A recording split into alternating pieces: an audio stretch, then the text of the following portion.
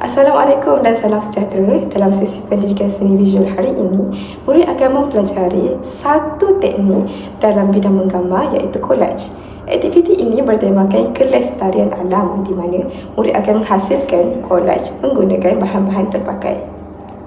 Collage ialah satu teknik seni yang melibatkan menampal bahan-bahan berlainan permukaan ke atas satu permukaan asas.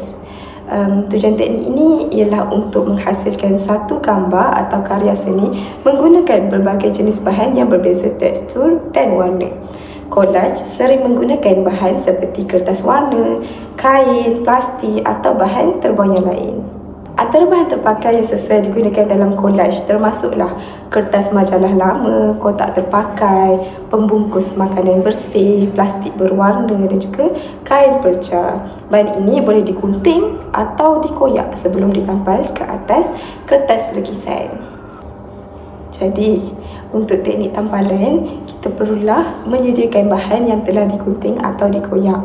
Seterusnya, perlu sapukan gam di bahagian belakang bahan tersebut. Seterusnya, tampal dengan teliti mengikut bentuk yang ingin dihasilkan. Kiranya, tampal tu jangan lebih daripada lukisan dia. Dan pastikan hasil tampalan kemas, bersih dan tidak bertindih secara rawak. Teknik ini menggabungkan elemen jalinan, warna dan juga kepelbagaian dalam satu karya.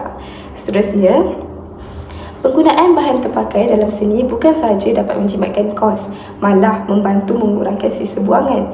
Melalui aktiviti ini, murid dididik untuk lebih prihatin terhadap alam sekitar serta menghargai kreativiti dalam memelihara kelestarian bumi.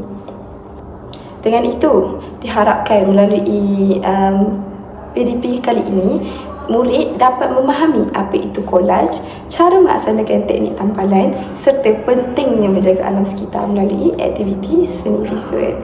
Sekian, terima kasih.